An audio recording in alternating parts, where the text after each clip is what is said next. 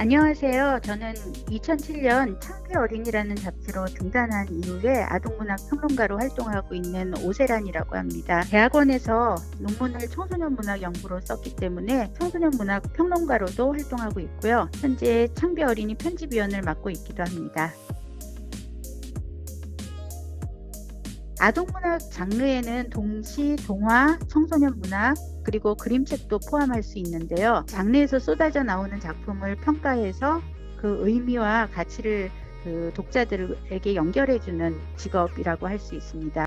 그러니까 최전선에 서 있는 독자인 셈이고요. 출판계에서는 신간을 소개해주는 분들이 많이 계시는데 신간 소개나 서평과는 그 성격이 약간 다르다고 볼 수 있습니다.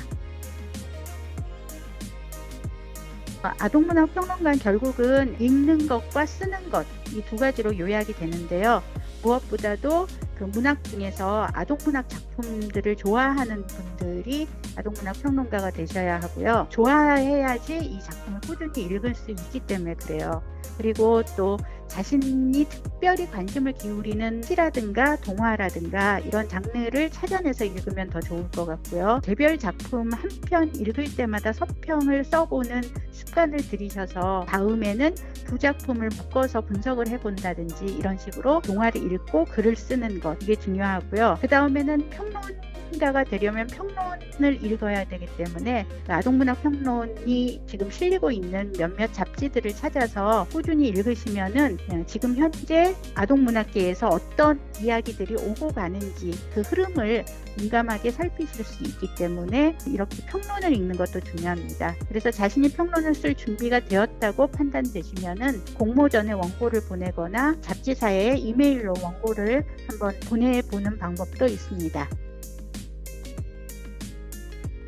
아동문학 평론가는 어린이의 입장에 서 있어야 되는 사람이라서 어린이 관련 문화나 문학을 통해서 사회가 어린이를 어떻게 바라보아야 하는지, 또 어린이는 이 사회에서 행복한 존재로 살기 위해서는 어떻게 살아야 할지, 이런 것들에 대해서 민감하게 생각을 하고 있어야 됩니다. 가령 노키즈존이라는 어린이 혐오 현상이 한국 사회에서 왜 발생했는지라든가 공부를 너무 중요하게 여기는 이런 교육 풍토가 어린이들에게 어떤 영향을 주는지, 청소년 같은 경우는 올해 선거 연령이 낮아졌는데 그것이 청소년과 어떤 관계를 맺고 있는지, 이런 것들을 사회를 민감하게 관찰해야 하고요. 저 같은 경우는 또 지금은 코로나로 인한 이런 비대면 수업이나 코로나 사태가 우리 어린이들한테 어떤 영향을 미칠지, 이런 것들을 좀 조사를 하고 있습니다.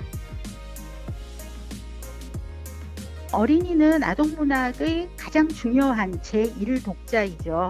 존중해야 할 독자인데요. 그런데 아동문학의 재미있는 점은 작가도 어른이고 어린이 독자에게 책을 전달해주는 분들이 학부모님이나 선생님 같은 성인들이라는 거예요. 그래서 가끔은 어른들이 하고 싶은 말을 동화에다가 포장을 해서 어린이들한테 들려주려고 하는데요. 문학은 그런 것이 아니고 진짜 어린이가 읽었을 때 자기가 동일시할 수 있도록 동화 속 어린이 인물이 주체적인 것, 이런 것들을 굉장히 염두에 두어야 하고요. 또 어린이들을 깊이 이해하고 노력하고 그런 시각이 동화 안에 담겨 있어야 되기 때문에 그런 것들을 평가하는 게 굉장히 중요하다고 생각을 합니다.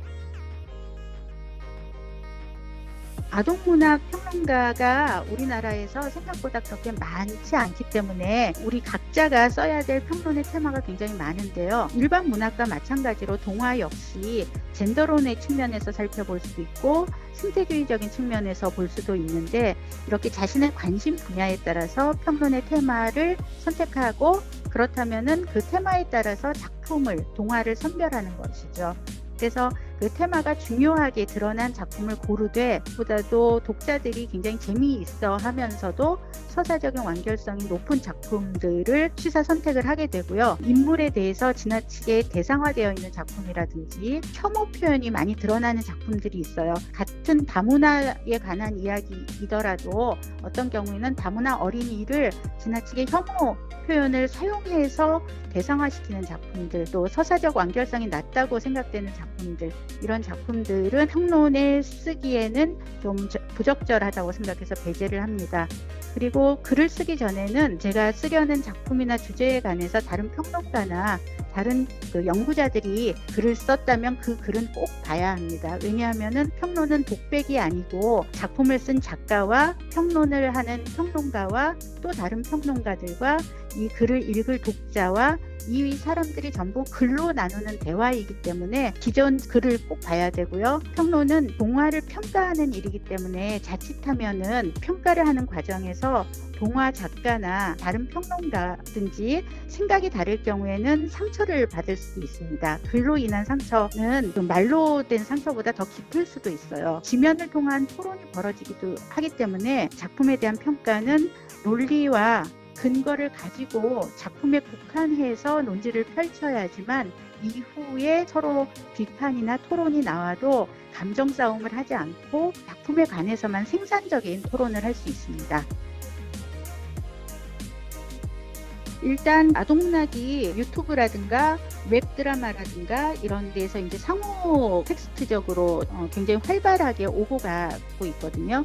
그런데 유튜브나 이런 것들도 스토리텔링 기반으로 만들어지는 경우가 많아서 어린이들에게는 저는 이야기의 구조를 익히거나 이런 데에서 장점도 있다고 봅니다.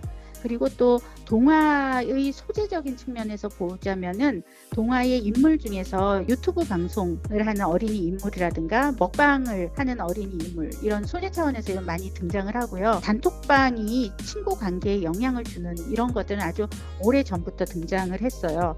또 청소년 소설에서는 최근에는 디지털 성범죄에 관련된 이야기도 상당히 많이 나오고 있어요. 아동문학이 어린이나 청소년의 삶을 이야기하기 때문에 삶의 기반이 온라인과 이렇게 어떤 복합적인 양상이 되면 당연히 그것 동화도 달라질 수밖에 없다고 생각을 합니다. 앞으로 온라인 콘텐츠가 더 활성화되리라고 보는데요. 문학은 글로 되어 있기 때문에 영상과 다르니까 가야 할 길을 잘 걸어가면서 문학으로 제공할 수 있는 아이디어나 범위는 또 상호 펴가야 된다고 생각을 합니다. 말하자면 원소스 멀티유즈라는 말이 오래전부터 나왔는데 문학과 영상은 친연 관계가 있다고 생각을 하고요. 가끔씩 유튜브 영상을 보면서 시대의 흐름에서 멀리 떨어져 있는 어린이용 콘텐츠가 발견이 돼요. 예를 들면 전래동화 동영상 같은 경우는 저작권에서 자유롭기 때문에 상당히 많이 만들어지는 편이에요. 그런데 전래동화에 나오는 여러 가지 지나친 그 당시의 충효 이데올로기나 성차별적인 부분이나 이런 것들을 여과 없이 나오는 경우도 있어요. 이런 것들은 비평이라든가 이런 것을 통해서 좀 흐름을 바꿔내야 될 필요가 있습니다. 그리고 유튜버들도 상당히 많아졌는데요. 유튜버들 중에 혹시나 아동문학 관련해서 유튜브 방송을 하고 싶으신 분이 있다면 아동문학 저작권이나 특히 그림책은 처음부터 끝까지 읽어주는 게 가능한 장르인데요. 이렇게 하는 것에 대해서 출판사나 작가의 허락을 얻는 등 사전에 이런 진행을 하고 해야 되기 때문에 이런 경각심도 좀 필요한 상황이라고 생각을 합니다. 어린이들의 지금 인터넷 사용량과 비교해 볼 때 유해 동영상에 대한 법적인 규제가 우리 사회가 전반적으로 다들 동의하시듯이 굉장히 약한 편입니다. 이런 규제에 대해서 어른들이 좀 더 목소리를 내주시고 관심을 좀 기울여 주셔야 한다고 생각하고요.